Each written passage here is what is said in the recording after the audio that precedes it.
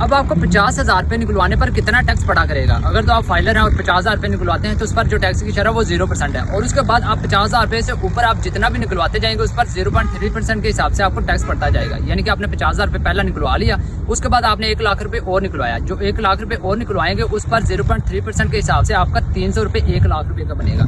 इसी तरह से अगर आप नॉन फाइलर हैं तो आपको पहले 75,000 रुपये तक की छूट है, लेकिन उसके बाद आपको जितना भी टैक्स पड़ेगा वो उसकी जो रेशो है वो 0.8% होगी।